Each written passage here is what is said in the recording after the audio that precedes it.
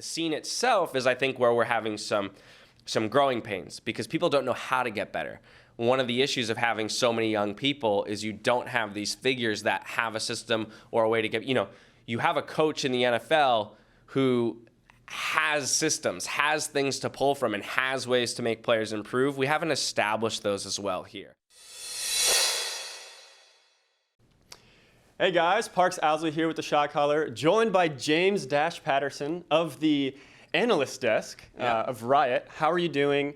First, I would like to just quickly rehash some of how you got here, how you got started, how you went from regular human to awesome Dash that we all know. Oh boy. Yeah. All right, well, thank you for having me.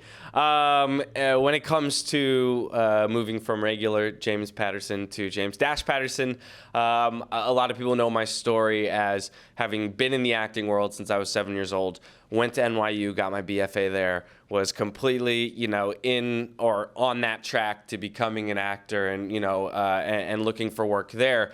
But during my time in New York, kind of got discovered by a woman in a bar.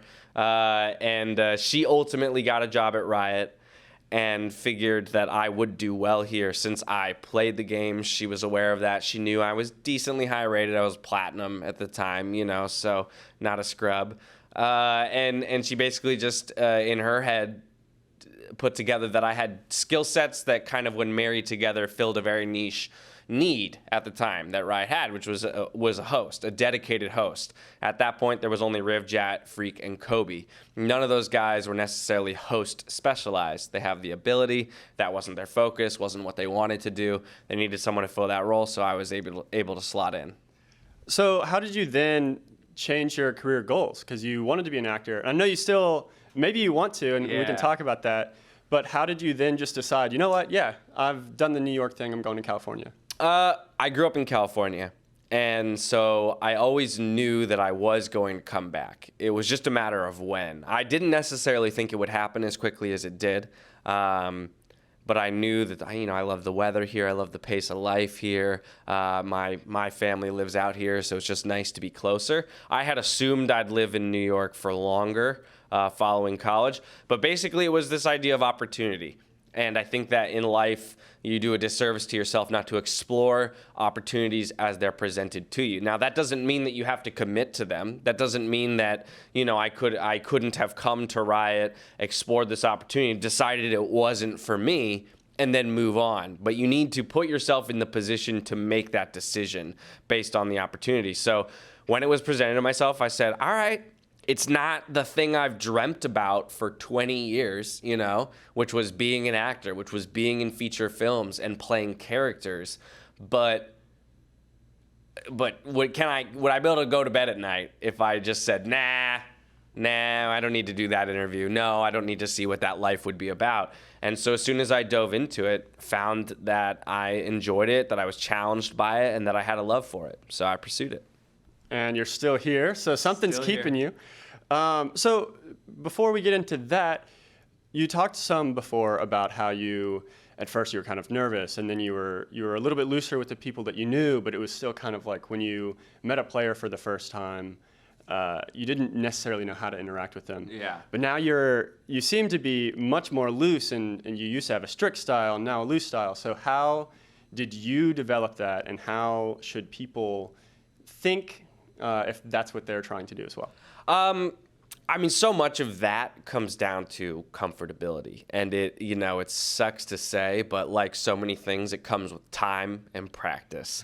I don't know many people who can just step into a new situation with 100% comfort. They might have tools available to them or best practices that they follow in order to find a level of comfort. But for me, when I first started, it was this idea of a space that I hadn't explored. And that was a lot of what was holding me back.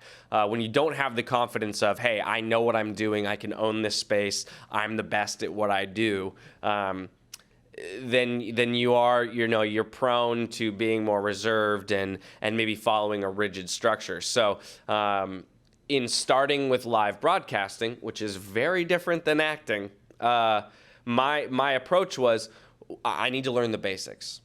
just like I had to do when I was acting. But I learned the basics of acting when I was 7. So by the time I was in college, the basics, that was all second nature, right? And even in college, they bring you back to the basics. You spend hours on the floor just breathing. Like, lay on the floor, let's relearn how to breathe. And then if you have supported breath, for your voice, you can be on stage with more ease. You can assume the voice of a character with ease because it's supported. Same thing happens here. Learn how to read a teleprompter, right? I had never read out of a teleprompter before in my life, and that's a skill. I know how to read, you know how to read, but as soon as you know you're reading into a camera and you're staring viewers in the face and these words are scrolling at a pace, that can be very frightening. So I spent 6 months in a conference room just reading Shakespeare in a teleprompter to drill those mechanics into my body. And then after years of doing it on the desk in front of hundreds of thousands of people, you eventually fall into that second nature. And that's when you can start focusing on the craft. So form and technique and structure come first always when you're looking at art, right? So you do the same thing with an artist, right? Learn how to sketch, then into line art, and then shading and coloring and all these things. Before you even talk about color theory and how to actually put composition together, same thing here. I had to learn the basics.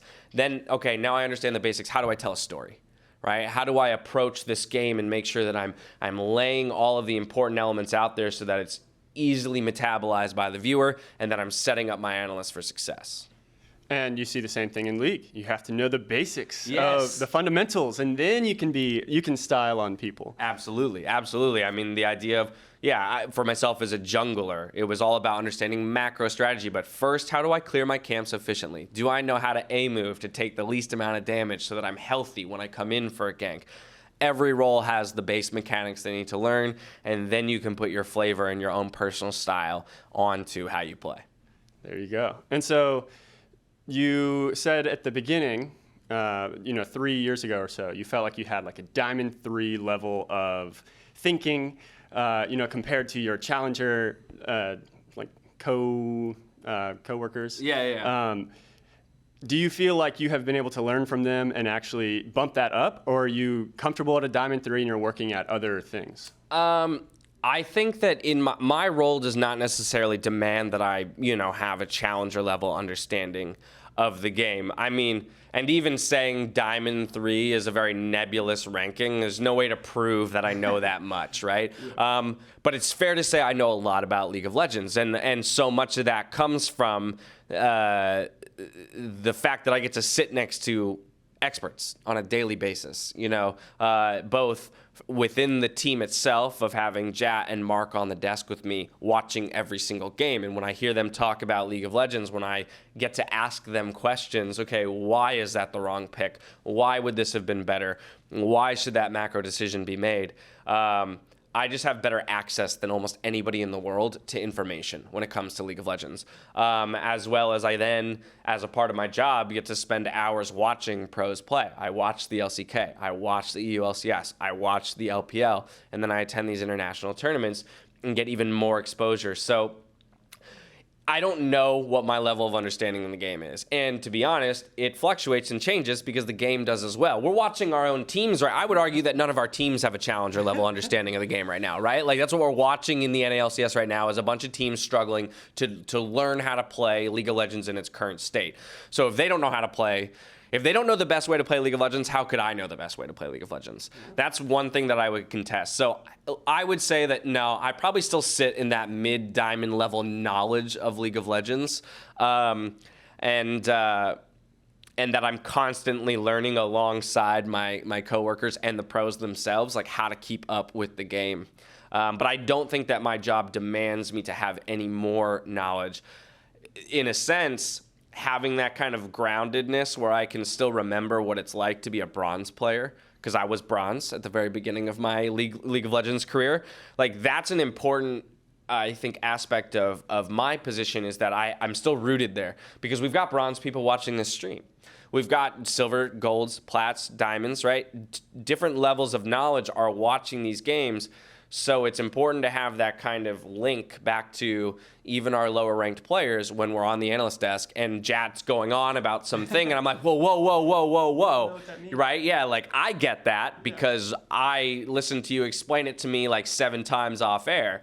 But maybe Mr. Bronzy at home doesn't. So how can I ask you a question in a way that simplifies it? How can I direct Jat in a direction that gets him to say, this is the essence of what you need to know? And so how do you feel like the scene around you then has developed since you joined? It went from a smaller crew. We now have a lot more people.